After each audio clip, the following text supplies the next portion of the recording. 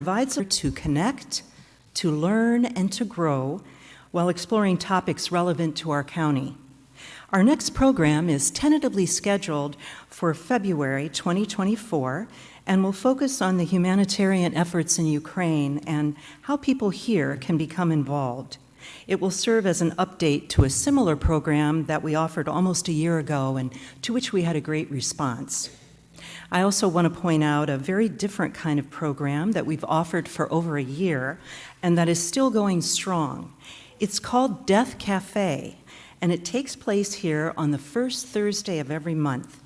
This facilitated gathering gives participants an opportunity to share their hearts and their thoughts about grief, loss, death, and dying. And for this and for details about this and other Westminster events, I invite you to visit our website, which is westminstereventsmarin.org. And please know that we're always open to new ideas for relevant and topical programs. A few quick housekeeping items before we get started. Please take a minute to silence your cell phones if you haven't already. Now, as far as the format of the program, for the first 35 minutes, the panelists will discuss various issues relating to water resilience in Marin, and then they'll respond to questions from you. So if you'd like to submit a question for consideration, volunteers will be around to collect them a few minutes after 4 o'clock. After the program concludes, you're invited to attend a reception in the church lobby, where you'll have a chance to speak directly to our panelists. And last, before you leave today, we'd really appreciate your filling out the response card that you were given when you arrived. Volunteers will be collecting them too by the doors. Thank you. Our moderator for today's discussion is a person well suited for the role. A San Francisco native, he's a former city council member and 3-term mayor of the city of Mill Valley. He also served for 10 years as a director of the Golden Gate Bridge Highway and Transportation District, representing Marin's 11 cities and towns. In addition, he practiced law for more than 4 decades and was active in such organizations as the Rotary Club of Mill Valley, Marin Forum, and the College of Marin Foundation. Currently, he is the politics and government columnist for the Marin IJ, where his column appears every Sunday and Wednesday. He and his wife, Joanne, live in Mill Valley. They're home since 1976. They have 2 adult children, Beth and Alex, also Marin residents, and 3 beloved grandchildren, whom our moderator says he really loves talking about. Please join me in welcoming Dick Spotswood.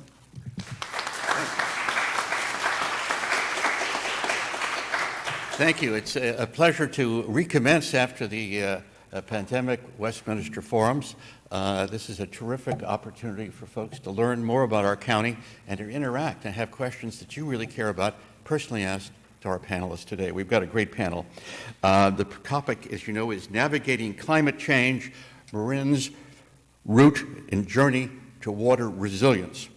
The Marin Municipal Water District serves 191,000 people in central and southern Marin County. It provides water for all purposes, drinking, commercial, firefighting, you name it. They're our sole provider of water for the people in this part of the county. Southern Marin and central Marin, we're lucky enough to have literally the first public water agency in the state of California. Founded in 1912, the Marin Municipal District was created by the voters of most of Marin County because the private sector groups, often associated with the real estate developers who came first, were not doing an adequate job of looking forward to provide sufficient supplies at a reasonable rate. Oddly, 110, 15 years ago from then, we're still talking about adequate water and reasonable rates. So that's why we're here today. We have a terrific panel today. They're going to each tell you a little bit about themselves, but I'm going to tell you just a tad bit about their public side. Jed Smith is the newest, or one of the 3 newest directors of the Marin Municipal Water District. You may recall that in November of 2022, we had a vigorous election, and we saw the 3 incumbents on the board defeated, with 3 new folks coming in. Jed is part of that new majority on the Water District Board. We have Supervisor Stephanie Moulton Peters in the middle. Stephanie is joins some of the other, there's another former mayor of Mill Valley in the audience, Betsy Cutler, and joins those of us who was a former mayor of the city of Mill Valley. She's been now elected to the Marin County Board of Supervisors and is in finishing her first term and about to start her second, I think. And she represents all of Southern Marin County. So if you live here in Southern Marin, she's your county supervisor, your representative in county government. And the third person is Melissa Blaustein. Melissa is the mayor of the city of Sausalito. She is an expert when it comes to water because she is a marathon swimmer. And you can't get closer to water than maybe having a drink or two occasionally than swimming in it. And she swam the English Channel, so that tells you she knows something about swimming. I'm going to ask each of the three to tell us a little bit more about themselves. We have ground rules as follows. Each of them will give us a 3-minute brief and thoughts, whatever they'd like to do, and then we're going to open it up to questions. The folks here at Westminster and I have come up with some questions, but we need questions from you folks as well. You'll have an opportunity to submit them. They'll bring them up here. We'll read them. If they at all duplicate each other, we'll try to consolidate them because our goal is to end our forum today at 4:30. At the same time, we want to have as many opportunities to ask questions as we can fit in that time. And I think we can do quite a bit with the group we have here today. And these folks know that brevity is a virtue, not just in church, but everywhere. So let's start off telling us a little bit about themselves. Jed Smith, followed by Supervisor Stephanie Moulton Peters, followed by Mayor Blaustein. Great, thank you, Dick, and thank you, Stephanie and Melissa. It's an honor to be sitting next to you guys here today. And I want to thank Aaron Elliott from Westminster, who first reached out to me and said, hey, Jed, would you be willing to do this? And I said, absolutely. I have spent some time in this room, and I am always marveled by the architecture, the welcoming atmosphere. I find this an inspirational place, and I love that we're doing these kinds of forums that brings the community together for discourse, for conversation, and I'm hoping today will be more of a conversation than a set of speeches. When I first ran for office a year ago, and I'd never run before, I thought of myself as going on a listening tour. And this is part of that listening tour. I'm learning as I go along, and so your thoughts, your input is critical for the success of my role here. I am on the Marin Water Board. I represent Mill Valley, Sausalito, and Marin City, or at least I was elected by our little communities down south. But we do handle all of the water, as Dick said, for 191,000 people in Marin. But more than just the water, we are stewards of this remarkable land. Marin Water owns the land on Mount Tam, 22,000 acres from the West Point Inn all the way north through our reservoirs. We have miles and miles of trails that are used by 2 million people per year, whether they're horseback riding or mountain biking or hiking. We're also stewards for several endangered species, including the coho salmon. We have the best coho salmon habitat on all of the North Coast. We have the best spotted owl habitat in the world on our land. And so it's a multidimensional agency.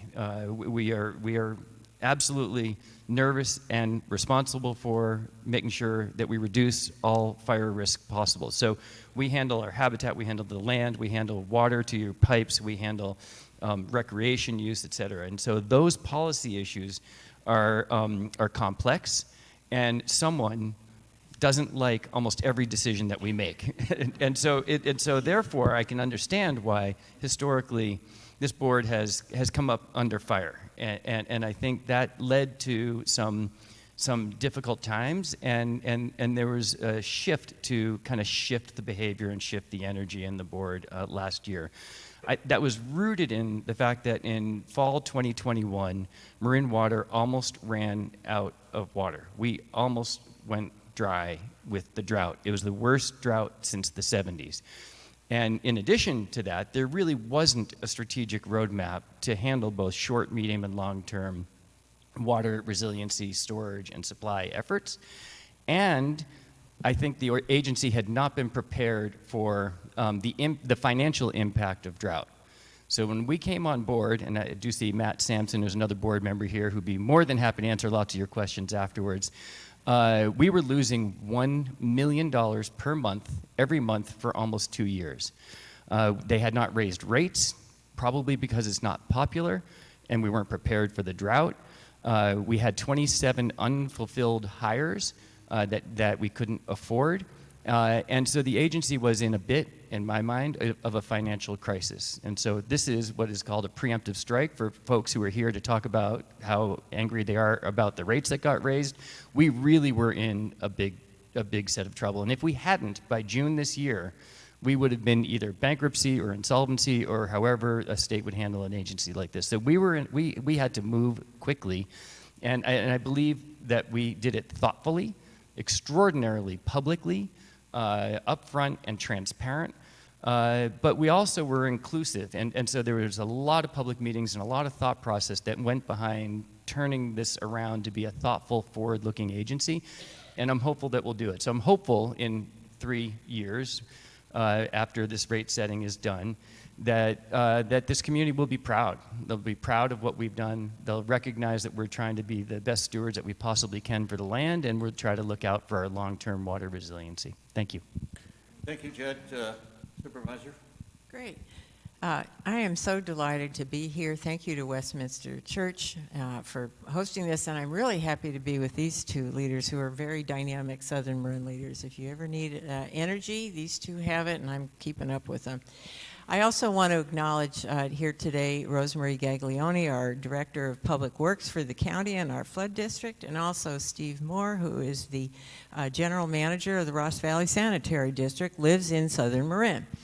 So, and I'm glad to introduce them because my remarks today will focus on the county's role, and we are not a water provider per se, but we are a partner to Marin Water in many ways, to our sanitary sewer districts, and I want to talk a little bit about that partnership because I think we can agree we're all in this together and we need each other to solve droughts and stave off the kind of situation we faced just a year ago. Cities play a big role in that too. So, you know, Marin is known for many agencies and special districts and JPAs, and they provide services in a very interconnected way in the county. To serve all the residents and businesses that are here. So the county is well positioned to be not only a partner, but a convener for a larger conversation about water, which with Marin Water, which I hope we will do in the coming months, looking at all of our water supplies, whether it's from stormwater that goes through our storm system and is just discharged for the most part now. Our sanitary sewers also create sources of water that are also discharged, and I think at some point it would be worth looking at how might we incorporate these two sources. And the umbrella that conversation fits under is called One Water. And One Water is essentially you inventory the water that your community gets from the time it falls out of the sky until the time you discharge it. And you look at all the ways and the uses that it's put to, and you look for efficiencies and ways to use the water more wisely. So the county will be undertaking this later next year to just, as I say, it's an inventory. It's where's the water, who's got it, what are they doing with it, and are there some opportunities for us to collaborate and stretch our water supply farther. Additionally, right now on the county's list of things to do, there was a bill passed a couple of years ago, I think it's SB 522, in light of all the drought we faced. Small communities now will be developing water supply plans in conjunction with their county and the State Department of Water Resources, Department of Water Resources as well. So that's a good thing, and we'll be starting those plans later this year. And so now I'm going to segue to an opportunity and a little story about how we were able to partner during the drought. The small communities out in West Marin, as many of you know, have their own independent water systems. And these were stressed to the max, and in fact, some of them nearly ran out of water, particularly for the agricultural community. And so you probably recall that water was being tanked out, sent in tankers out to the ag lands to water the livestock that's out there and crops. And the county was able to participate with funds and coordination to assist because ag is an important part of our community. Out of that, and thanks to my colleague Supervisor Rodoni and the partnership that we developed with Ben Horstein of Marin Water and Tony Williams in North Marin Water District and the small districts, we developed a longer-term plan to partner with the County of Sonoma also and use and reopen deep water injection wells that had not been used in a long time. They had a source of water. We were able to tap that water to bring into Marin's water supply to add new water that then could be sent to the ag communities and the West Marin communities. And that would not have happened without the kind of partnership that we have these days working across district lines. It also began to heal a long-standing relationship that I think Dick and others of you may know more than I do. There was a rift between Marin and Sonoma County over water planning. Lots of opportunities. I see that I'm out of time here, but I look forward to the questions because there's a lot that we can all do if we work together. Thank you. Supervisor Stephanie Moulton-Peters, thank you. Sausalito Mayor Elizabeth Wamson. Great. Thank you so much to Westminster Events for convening this important conversation. And I am so thrilled to be here with my two favorite Southern Marin policymakers and elected officials. Don't tell everybody else I said that, but I'm a real big fan of you two because you really get things done and also really value the importance of partnership because it's these conversations and those of you here who care about these conversations and are going to ask us questions and allow us the ability to have, as Jed said, a conversation with each other that's going to help solve our problems. So the City Council, you heard a little bit about Marin Water District and their responsibilities, the county's responsibilities. What you can do at the city level is different but equally important in many ways. And the reason that I say it's equally important is because the title of the forum today also has, of course, climate change in its name. And climate change is impacting all of us. And every decision we make about how we impact and mitigate climate change now in each of our communities will directly ripple, pardon the pun there, directly ripple into our water supply and what our water allocations look like and what our drought picture looks like. Because if we're not taking steps immediately to address the climate challenges facing us, the droughts are going to get worse and worse, and our water situation is going to become more frightening as time goes on. So we're really lucky to have these leaders here at the table looking at it, and I'm thrilled that we can partner with our water district. We also have the Sausalito Marin City Sanitary District, which handles our sanitary water, but at the city council level, we're responsible for our groundwater and our rainwater and the decentralized gray water, which we'll get into a little bit more specifically. But we're also responsible for creating policies for things like, what do we want to have our buildings look like, especially with these conversations around housing that we're seeing. There are things called REACH codes, which determine what do you have to do when you build a house? Does it have to be fully electrified? Well, does it also have to offer dual plumbing? Does it also have to have measures that relate to water resiliency? Those are choices we're making at the city council level now that will have, again, lasting impacts on what our water supply picture looks like. But we're also dealing with things like sea level rise. How do we mitigate the impacts of that? As Dick mentioned, I am an open water swimmer and I have a deep love for the water, both drinking it and literally swimming in it.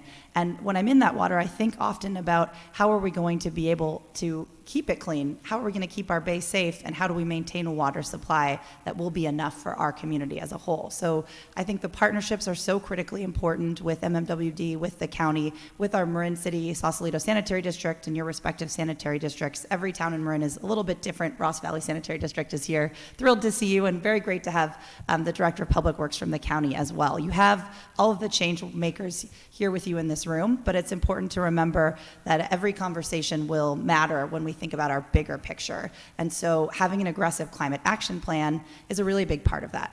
So in Sausalito, before I was even on City Council, I was the chair of our Sustainability Commission, and we put together a low emissions action plan in addition to our climate action plan to set even broader goals that say, here are all of the things that we're committed to doing in the next 5 to 10 years to really show up and make an impact on the climate change discussion. So we're all here together to have this talk, and I can't wait to hear from you about your questions, but keep in mind that your local electeds, as well as Supervisor Moulton Peters and Director Smith, can help you answer some of your questions. And the point I really want to bring home is that we really care about every single email because we're such a small, all of our municipalities in Marin are small. So the more you write to your elected officials, the more your ideas will show up and the more that we'll get back to you. So I respond to every email. I hope I hear from some of you, and I can't wait to hear your ideas and questions and hear from my fellow panelists. Mayor Blountstein, thank you. Let's start with some questions now, and we may change the order occasionally, but we're going to do, at least for the first few, start with Jed, Stephanie, and then Melissa. What is being done, or what should be done, to ensure a secure and abundant water supply in the face of growth and climate change in Marin? Short term, long term. Great. Medium term also is important. I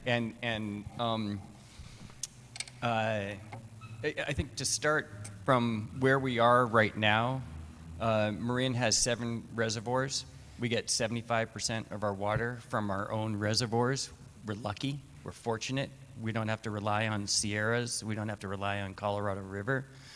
25% of our water comes from Sonoma. However, our 7 reservoirs are not big enough.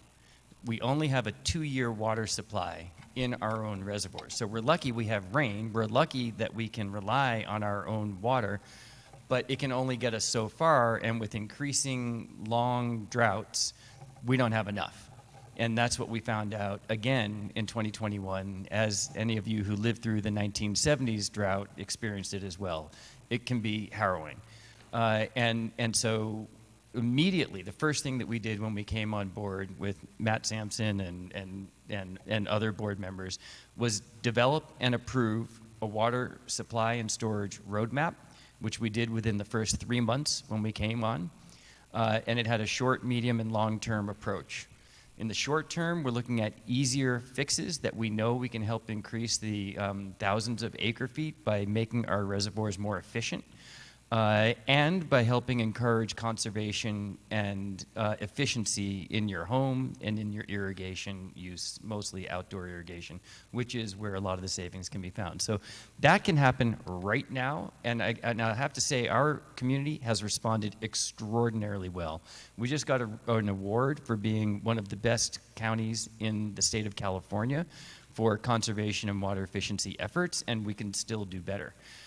So it is critically important, as Stephanie was saying, to look at to look at all of our water supply as a community resource, not just a commodity that you pay for, but we need to make sure that we preserve it for everybody.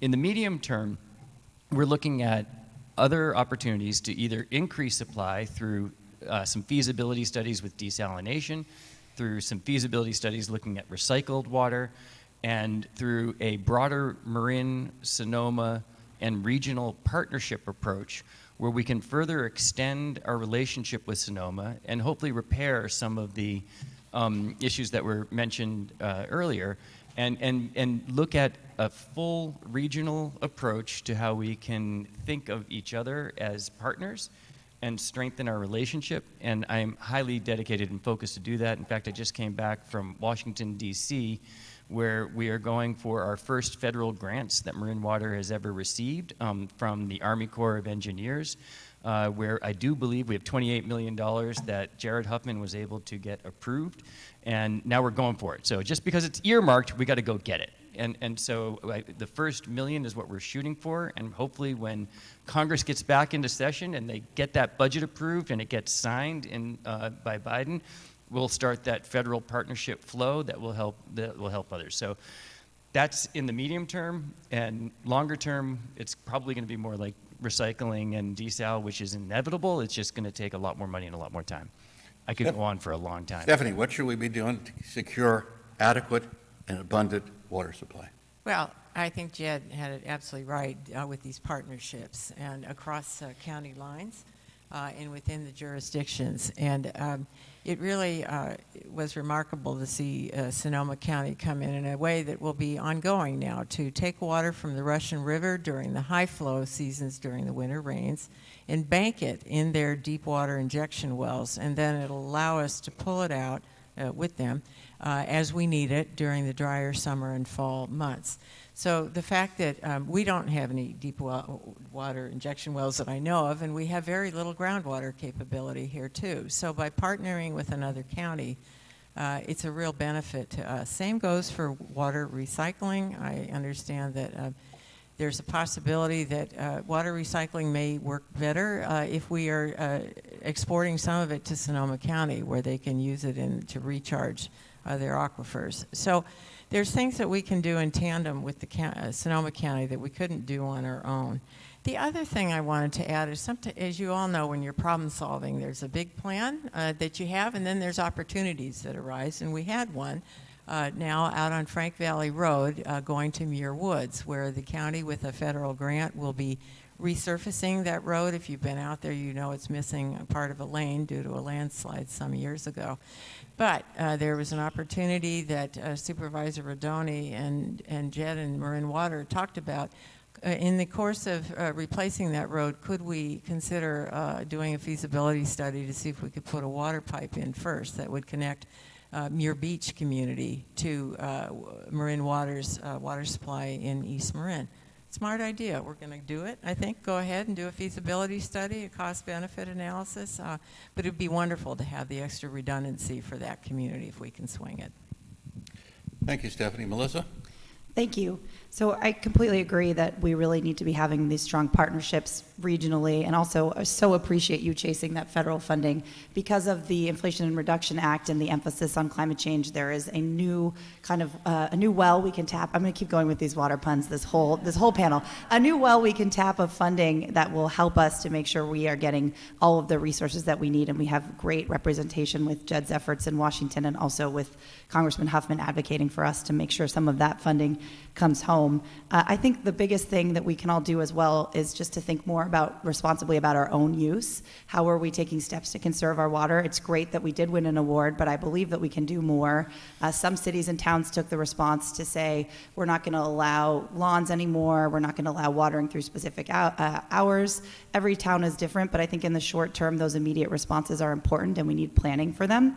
In the medium term, this is not as sexy necessarily to talk about, but the condition of our pipes is really, really horrible in Mill Valley, and definitely in Sausalito, I know for sure. Our infrastructure is extremely dated, and if we had a break in one of those pipes, it would really compromise our water supply, the funding for our water supply, and our general infrastructure as a whole. So I think in the medium term, we need to look at as well, how are we going to revitalize all of our existing pipes? And also, if we're being really idealistic and excited about potential, how can we put purple pipe there so that we can be using recycled water and do a better job of reusing and replacing and upgrading some of our facilities and our pipes as well. And then I think in the long term, we're absolutely going to have to pursue desalination and see what that looks like. I know there are concerns about environmental impact, but the technology is always improving, as it is with most things. And you know, in Sausalito, we are a waterfront community, which is fantastic because we have the capability to test and innovate some of these new ideas. So if someone wants to do a mini plant to test desalination in the Marin Ship, we would love that idea. And we're actually building a nonprofit called Sea Futures that's focused on innovating in the blue economy. And the good news about the blue economy is it's blue for a reason. It revolves around water. And there's also a lot of funding and exciting programs available there. So I think in the short term, we all need to do a better job of responsible use and seek out some of that federal funding. And then obviously revitalizing and looking at our own infrastructure, but then being more innovative. We have so many strong, brilliant entrepreneurs and elected officials here who can help us think about how we help our blue economy thrive for long-term uses of our water to secure our water supply. Next question. And just for fun, we're going to switch, and Melissa, we'll have you go first this time, then go to Stephanie and This better Jed. be the easy one. Yeah. Well, we'll see. In planning for water sustainability, how should we include addressing the needs of affordable housing in Marin and addressing the mandates of the state of California to provide more housing of all levels? Yeah, so I think what is really unfortunate is people forget how critical water is to any building that we do. It's always kind of the last thing that comes up. Even, for example, I'll say we're working on our REACH codes, which are determining are we going to electrify buildings? And we don't necessarily include water in that conversation until it comes up. And we've seen the impact of not thinking about water until it's too late with some communities where they're building and building and building and actually running out of water in some of the areas where they're trying to increase development. So I think what's really important is having a plan where we can create and introduce affordable housing that will adapt to our community's needs. So that means one thing is creating those REACH codes. So when we are building this new housing, we need to make sure that the new housing is taking into account things like dual plumbing, things like how much is the water releasing. There's so much technology through smart cities that's available that can monitor and measure water usage, and those rules are up to us. We can decide what these new buildings have to look like and how much water they can use. But the other thing is we need to be really mindful about where we're putting this housing, because we can't put housing in places that aren't environmentally sustainable. We can't put housing in places that are susceptible to sea level rise that will be underwater in a few years. So really, I'm really proud of the housing element that we put forth in Sausalito, and we were the first community in Marin County to get our housing element approved. And a lot of that was because, and this is another thing we all have to do as we're adapting to a conversation around mitigating climate change and water supply, no one in our town likes every site in our housing element. No one is going to be fully happy with any housing element, and if they were, it's not a good housing element, because everyone has to make some sort of compromise given the state's mandates. So we all need to come together to identify sites that are environmentally sustainable, but also take that next step to provide requirements for all of these new builds that consider water and look at our water supply, and also look at the long-term impacts of those builds on our water supply. Stephanie, can we handle more housing, despite the fact we have a water shortage right now? Well, I think, look, it's kind of a no-brainer that the multifamily housing that we're considering these are very low water using new developments that we're considering. So multifamily housing uses a whole lot less than our single-family homes. And why is that? They don't have outdoor landscaping for the most part, or they don't have as much. And they are just more efficient by the size and nature of the units. So as we build more affordable housing, and we do need to do that, I think that they're not going to add a huge burden as if we were to add that many single-family homes. I think Marin needs to go farther in terms of really looking at how we use water outside for landscaping and public medians and other places. I think we need to get a little more creative. And I think all of us after this last drought realize we're not living in parts of Europe that have a ton of rain, or Britain or places like that. We really are living in a Mediterranean climate, and the use of natives and all of these for outside water that I'm focused on is what we need to do. So, Jed. Yeah, well, to build on that, Marin was in a way is like the canary in a coal mine. We were the first county in the state of California that Governor Newsom declared a drought emergency. So on the one hand, we do have our own water. On the other hand, it really is a tight supply. And so we are out in front on the impact of climate change. And Stephanie, you're absolutely right. From what I've seen, I think the mandates are looking to add about 10% incremental housing to Marin.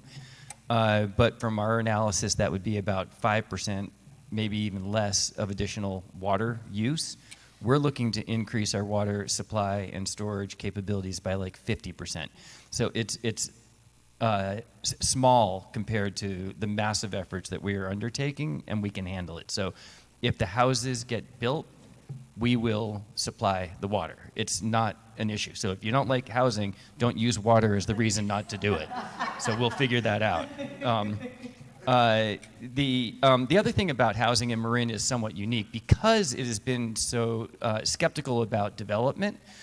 We have a lot of single-family houses that are spread out and sparsely populated. And so this is not major industrial users. This isn't East Bay mud that has giant apartment complexes that are much more efficient. We have to move water all the way from Nicasio, Sulahuli Reservoir, up and over our hills, all the way down to Sausalito. It's expensive to move water. And when you're only moving it to single-family houses, it's super expensive. So the housing efforts that are happening right now, I think will be important and will deliver it. I want to add to two things that you both had said. One, Melissa, was about like if the water mains break, they break. So we had 400 water mains break last year. And thank you for your help when ours broke a couple of weeks ago. Yeah, that was they're bad. And the Marin workers are out there at 2 in the morning and 3 in the morning to help solve these problems. I mean, these people work hard, and they often get yelled at, and they're just trying to solve the problem. The East Blythedale water pipe that got replaced was laid down in 1920. There was another pipe in Altamont that was laid down in 1890. Actually, there was wood aspects to that pipe. So this is an aging infrastructure where historically, I believe, has not been upgraded to the level that it has. And with these new rates that we have now installed, we are going to try to catch up. We're not going to catch up, but we're going to try to catch up as best as we can. And I also wanted to add just one thing about your comment about Muir Beach. That partnership is wonderful, and it's really thoughtful because what it does is it shows all the aspects of how water can impact a community. Marin Water brings water down to Muir Woods, and so that's a federal national monument through Golden Gate National Recreation Area, through Marin County land, through Marin Water land. I mean, it's just, we touch on everything. But Muir Beach is on its island, and they basically have wells, and those wells during the summer months are draining Redwood Creek, and Redwood Creek is now a serious issue with getting coho salmon all the way up into Muir Woods. And with this partnership, I am super hopeful that we can get the federal funds, the county funds, the state funds, and Marin Water feasibility to help build that pipe so that during the dry months, we can not drain that creek from that community, but we can help supply water that we're already bringing down to Muir Woods and help build some resiliency for just that one little community. And with that as a case study, I think there are a lot of other ones all the way up West Marin where we can work closer with. So thank you. Stephanie, I'm going to start this one with you, then go to Melissa, then Jed, if that's okay. Are desalination, water recycling, and/or expanding reservoir capacity viable solutions, and what positive and negative impacts might they have if implemented? What are your priorities? Well, look, we need as many tools in our toolbox as we can manage. Like many issues in our communities, there's no silver bullet, and there isn't in water supply either. So we've got to be looking at all of the options, including water recycling, desalination, things that are high cost right now. But as Melissa said, technology is always evolving, and they won't be high cost forever. Do I know the downsides? Yes, I do, and I'm not going to recite them all. There's disposal of the salts that come from desalination and then discharge of concentrated salt water back into the bay, and things I think that can be overcome. I just think that we need to keep our oar in the water on all of these, find opportunities to pilot test them. Thank you for your offer of Sausalito. But, we've got to just keep working on all fronts. There is no silver bullet. Jed, I'm sorry. No. Before I jump into that, I just really want to thank Jed because I know that previously there wasn't this much aggressiveness on the 50% increase of water supply, and getting housing to our teachers and our firefighters and the folks who serve our community is so critically important. So I just want to say a huge thank you to you for your efforts on that and for being sure that we're meeting all of those needs. That's just really impressive, and I don't think it's talked about enough. So I just wanted to reiterate how much that means, at least to me. I'm really impressed. But back to this question, I mean, we have to do all of the things. It's yes and. Yes, we need water recycling. Yes, we need desalination. Yes, somehow we need to expand our reservoirs. But we also need to think about what is the next step? What is the next technology for water creation? Are we going to be building it in a lab like we are with the future of meat? Like, what is the next future item, and how are we going to invest in that as well? We need to be thinking longer term and trying everything, and that's why Sausalito's building this Blue Economy Hub where you can test and incubate your craziest dreams and biggest ideas, and we definitely welcome the county and the water district's participation in that. And of course, as a waterfront community, it seems to make sense to us to consider desalination right in Sausalito. So we've talked about that, but the environmental impacts are something that I believe we will get to a point where we can mitigate them. And so, we are in a serious situation with our water supply, and if we don't look to every opportunity, we're not going to have enough, which is why we need people like Jed who are committed to increasing it 50%. Jed? I guess I'll start by answering this question for the long term first and then moving closer to what I think is right in front of us. In the long term, I actually do believe desalination has to happen, will happen. With our population expanding, there's almost no other real long-term solution to solve our global water needs. In the short term, it's going to be super difficult. We just completed our first feasibility study to look at brackish desalination on the Petaluma River, and it just didn't show enough water flow to make it feasible. We're now moving on our desalination feasibility studies, looking a little bit further south and towards the bay. It's going to take some time, and it's also going to take several $100 million. And as you mentioned, the environmental impacts are numerous. There's the brackish, the brine that is the residue. Also, desalination plants use an enormous amount of energy. So it's like you're making climate change worse by trying to solve the problem. So there's a lot of uphill battle, and it has been a historically difficult conversation in Marin. But we're not taking it off the table. We're still looking at it as deeply as we possibly can. Same with recycling. Recycling, I think, is in many ways a fantastic environmental option for us. We have the water. Our sanitary districts collect it, and we can process it. We've proven that it can be done. In Orange County, I think they use something like 70% of their water is recycled water. But their users typically are industrial users, easier pinpoint applications where you don't have to lay pipe and have it go all over a large area of land like we have to single-family houses. It makes it difficult, but we're not done looking at it. We're looking at grants, we're looking at other funding options to help make that happen, and working with Central Marin and other sanitary districts. I am hopeful that that is in the medium to longer term. I think it's in the 5 to 10 year range, but it's not right in front of us. Right in front of us, I believe, expanding our partnership with Sonoma is critical, and we can do it. They have winter water going through the Russian River to the tune of millions of acre feet out into the ocean. Zero environmental impact by being able to tap it, which is already being done. The pipes are already there. And we're looking for 20,000 acre feet, 15,000 acre feet, not even close to what that river can provide. And the Russian River watershed is more than 10 times the size of our Lagunitas Creek watershed. So the water supply is there. The partnership with Sonoma already exists. It needs to be renegotiated by mid-2025.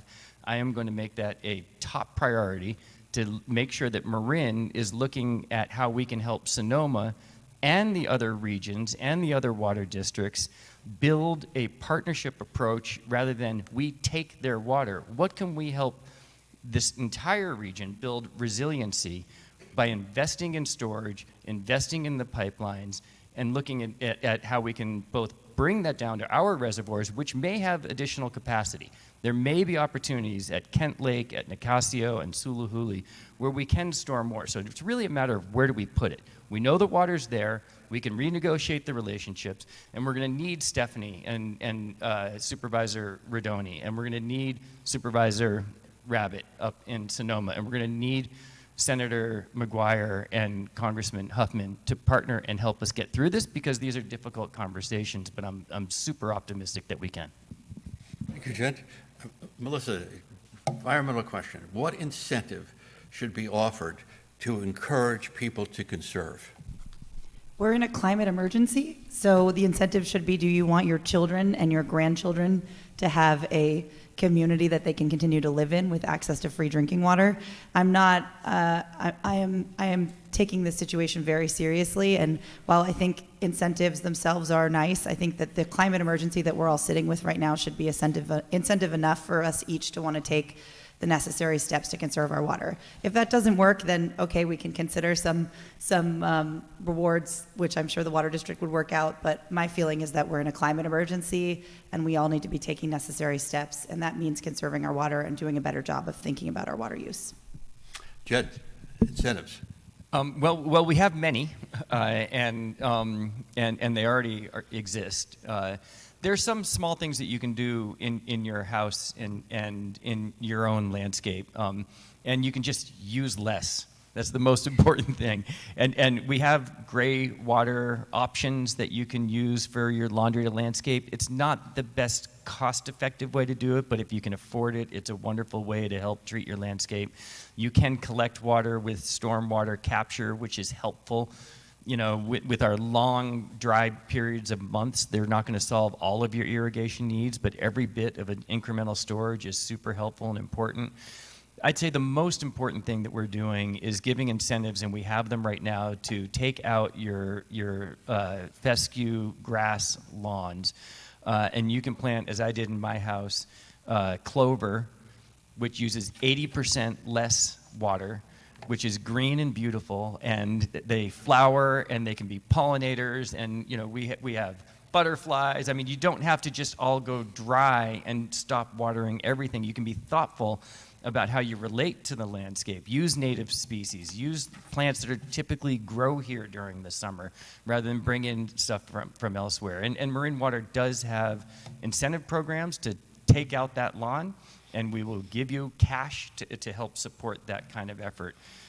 Frankly, I think the biggest incentive is the new rates that we put in, because the more water you use, the more expensive it's going to be. And there's a reason for that, and that's because when we get our own water from Marin reservoirs, it costs us about $300, $400 per acre foot.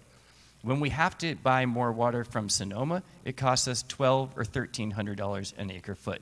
So it's 3 or 4 times more expensive. So the heavy water users here make it such that we literally have to spend more money to go get it. And so the thought process here on the higher end users is to say, hey, listen, if you really don't want to spend so much, then don't use so much. It costs us more money. Stephanie. Yeah, that great answer, both of you. And we're very much in sync up here for sure. And yeah, if it costs more, you should use less. It's pretty obvious. But things that we talk about at the county, because we are the flood and water conservation district, we'd love to see more incentives come back. In the early 2000s, there were water conservation incentives. We'd love to see some of those come back. We have work to do at the county on our gray water ordinances and promoting that for outdoor landscaping. There's even, you know, as Jed was saying, stormwater capture. Right now, stormwater is something we try and move off the property as fast as possible. Well, what if we stored it on your property and you used it to irrigate your plants and your low water ground covers? So there's creative ways at both the single family home level and at the sort of systems level that I think we can be approaching for water efficiency. The next question is going to relate to water rates, and I'm going to combine a question from an IJ reader I promised I'd ask when I published this event was coming up, and with a question from the audience. The reader: my first water bill after recent rate increases just arrived. I received the first of 4 planned annual increases. I shocked to see that the bill increased by 67% compared to the same time last year, despite my water usage being unchanged. I predicted many people can't afford this. The person in the audience asked, why did you penalize first tier, lower users, 60% increase, and tier 2 and 3, smaller users, less of an increase? Jed Smith. Yeah, thank you. The typical water user will receive about a 20% increase. The maximum, I believe, and I was talking with the CFO yesterday about it, that of your water bill going up would be about 60%. So I'm more than happy to look at that person's bill and have them send it to me and reach out to me and have them reach out to customer service. But for those, if your bill went up 50 to 60% and you use the same amount of water, you're at the top tier of water users in the county. So you're in tier 3, tier 4, and those rates went up. And if you're in the tier 1 and tier 2, it did not go up as much. So the typical folks that are conserving, that are efficient, that are thoughtful, are not going to have even close to that level of change.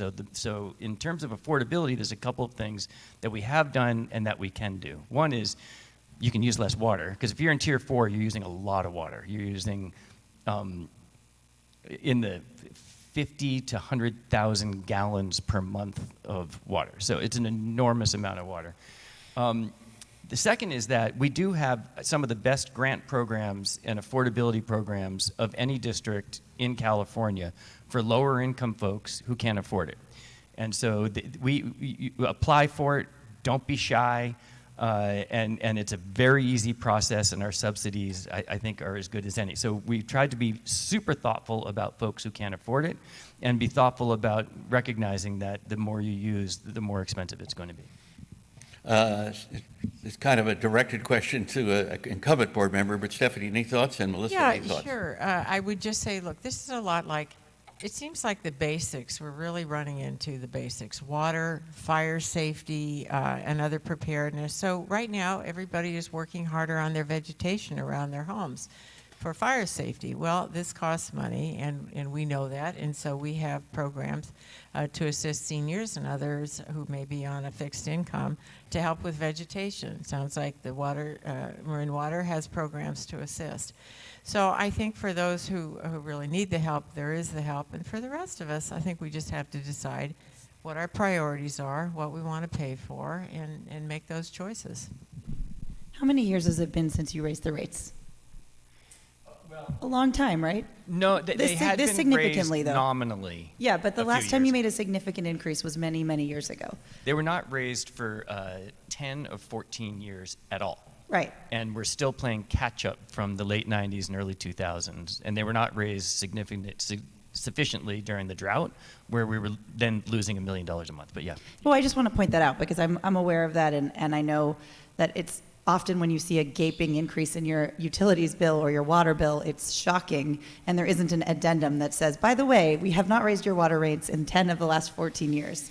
So it can be shocking for anyone. But I think given our water situation, it's appropriate and it makes sense.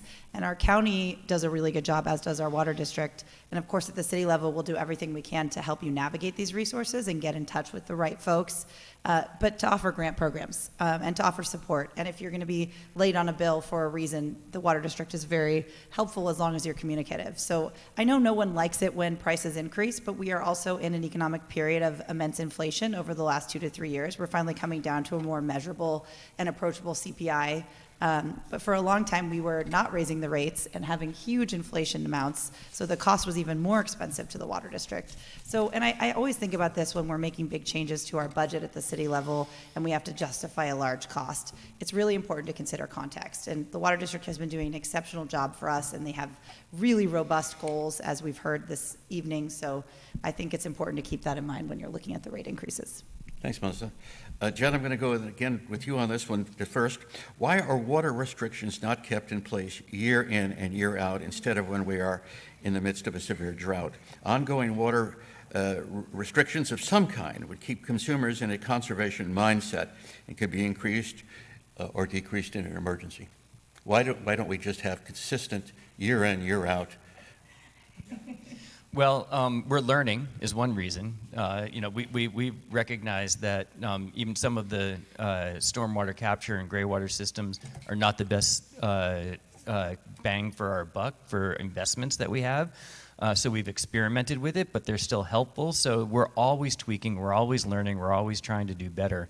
In a year like we had last year, a lot of people are like, hey, Jed, you guys all got all that rain. You're good. There's no more problems. It's not right. We are susceptible to drought. We have a 2-year water supply, and we can easily run out again. So yes, I think more permanent programs are critical, and I think the next water efficiency master plan, it will be done within 6 months, and you'll see more thoughtful programs with it. Stephanie.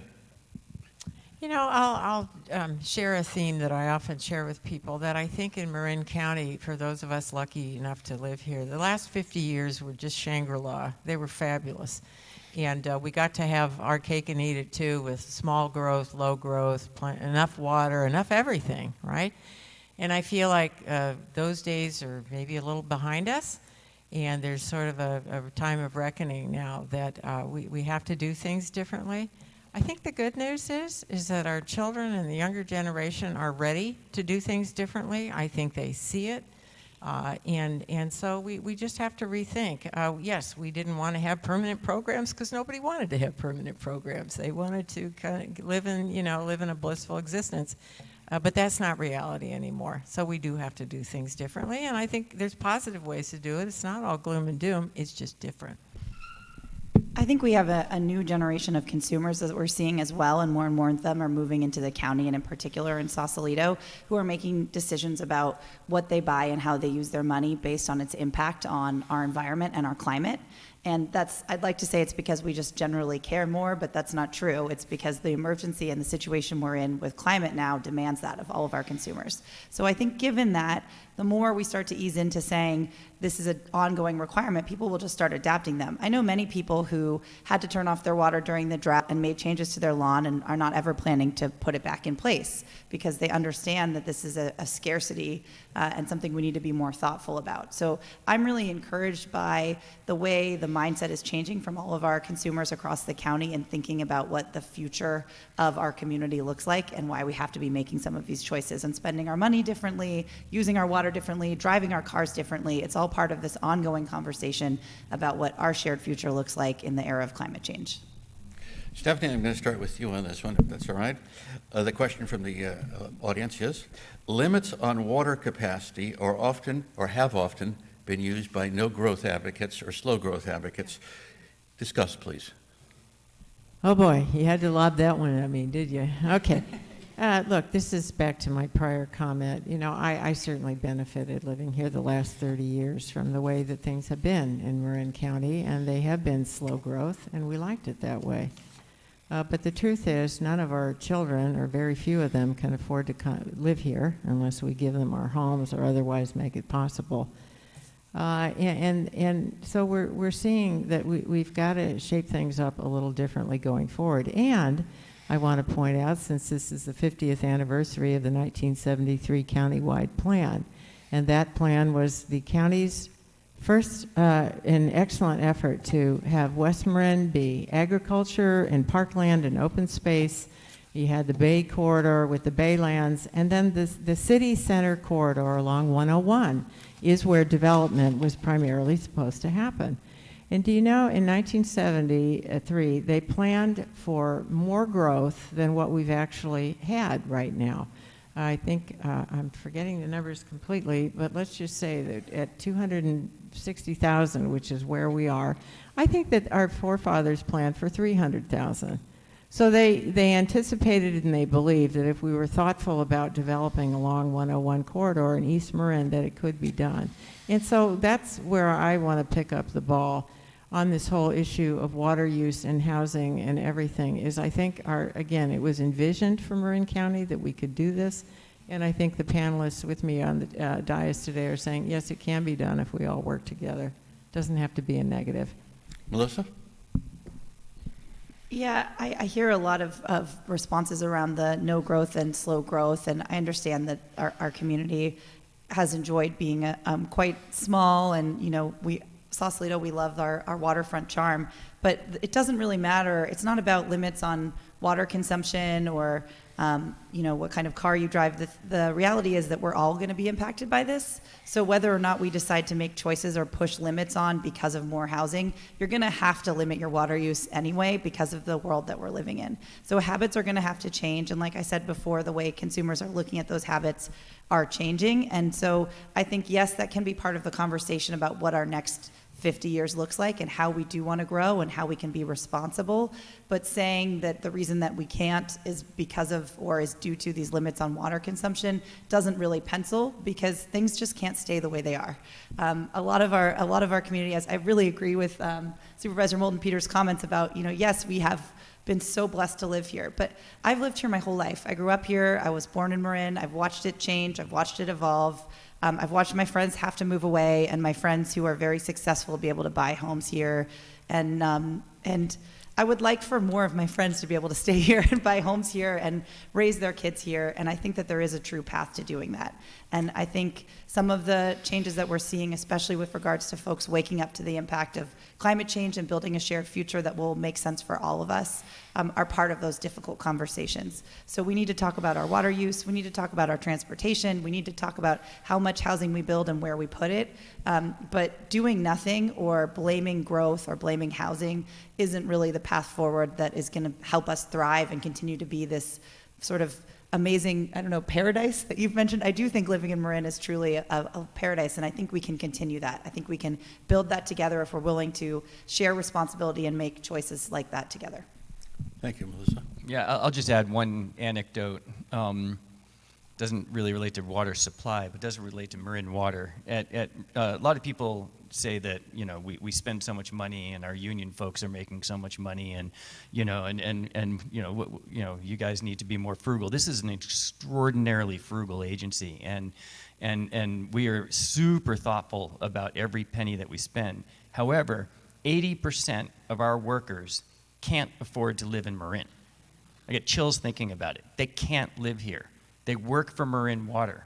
They're not a part of the community. They love it. And so, you know, we have a crisis, as far as I'm concerned, that has to be solved somehow. That we have to recruit these amazing people to do their work. They come in from Santa Rosa and from Vallejo and from Fairfield. It's a real problem. But we're doing our best. So I think that one little statistic hopefully will help people realize that it's not just obviously Marin Water, but it's our teachers, it's our fire folks, it's our police officers. You know, across the board, we need to find a way to help make this an inclusive community. We have 75 city employees in Sausalito, and up until this year, only 2 of them lived in Sausalito. Our time is winding down. We have time for one more question. It relates to grass. This is not marijuana. It's turf. Regarding water conservation measures, what's the best balance between incentives by paying customers to remove turf and grass versus punishment for fines? And might there be some aspect of water recycling that could come in for landscaping that will deal with concerns of people who have landscaping? Jed. Water recycling would be great, and you can do gray water recycling from your house. But like I said, it is somewhat expensive, but it's helpful to do it.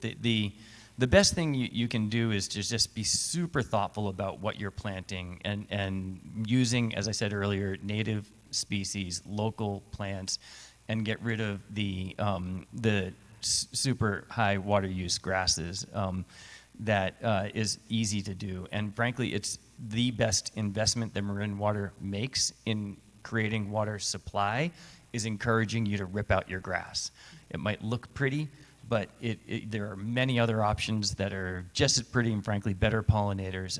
And so that is the best bang for our buck. There is and has been a consideration that I know, I'm sure Stephanie is looking at with public use of decorative grasses that don't really have major need or importance on, like you said, on mediums and in other public areas. And I believe that probably will happen. So that it won't be necessarily a penalty. It will not be allowed. So yeah. Stephanie. Yeah, you know, I think seeing is believing, and so I think some more demonstration projects. My husband and I took out a lawn at our home and planted it with the low water use. It looks terrific. It looks very different, but there is still a grassy-like area so that we can enjoy that, but there's a lot of more water-saving plants, too.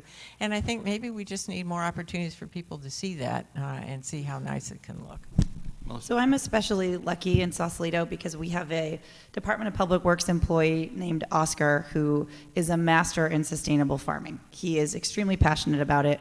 By the way, he lives in, I think, Santa Rosa, has to drive down to our community. But he has looked at every park and replaced what's existing with drought-resistant plants and done everything he possibly can to conserve water for our community while maintaining a sense of beauty. We haven't necessarily done it with all of our fields, but much of our landscaping. So it's really important to find advocates who are willing to do that. And one of the things I love about Oscar is whenever he's gardening or working, he stops and talks to you and tells you exactly what the plant is and why it's good for the community. And so then other people are getting ideas from him and making changes. So this is where I think being at the city level can be really helpful, because you can really work and show this is what's possible, and then people can model that. So I think bigger things like large parks and fields, but if you can find one community advocate, I'm sure there's someone at the county who loves landscaping and who would love to learn more about organic farming and bring that forward. So I just have to brag about Oscar, because he is an incredible city employee. And on the Marin website, on the Marin Water website, there are all sorts of opportunities to look at how you can change your landscaping to be more efficient.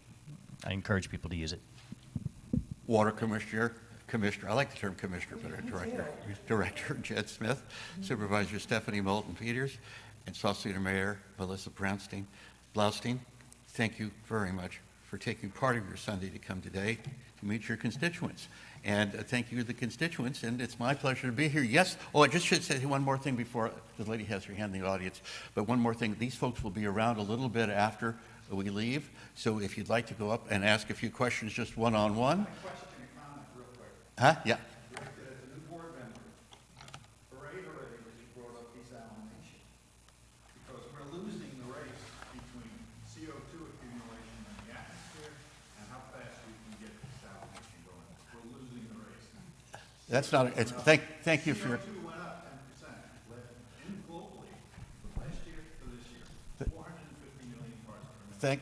thank you for your comment. It's not a question, so he's not going to have to answer it, but thank you for your comment. And if the chair loses control of these things, it all goes to hell. Thank you very much. And now,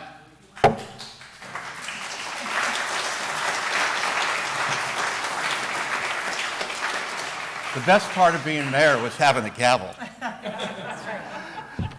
Mary Beth. Yes, I want to just take this opportunity to thank each of you today, Jed, Stephanie, Melissa, and Dick, for your time so that we could learn more about this crucial issue that is affecting our county. We can learn what's being done to address it and how each of us can be involved to help. We appreciate your time, but especially what you're each doing in your positions to make change. And thank you for coming today. Let's continue this conversation out in the lobby. We've got some great refreshments for you, and we hope to see you back for future programs. Thank you.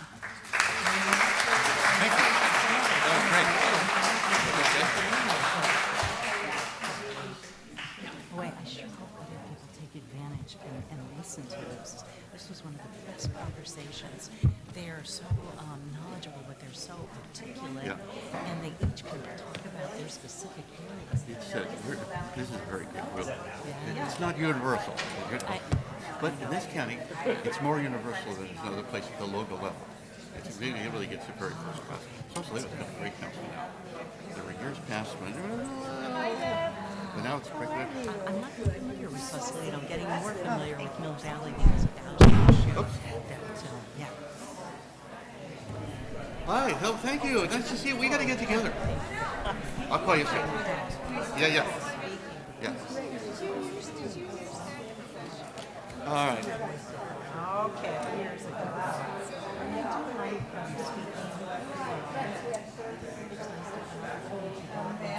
Especially when it comes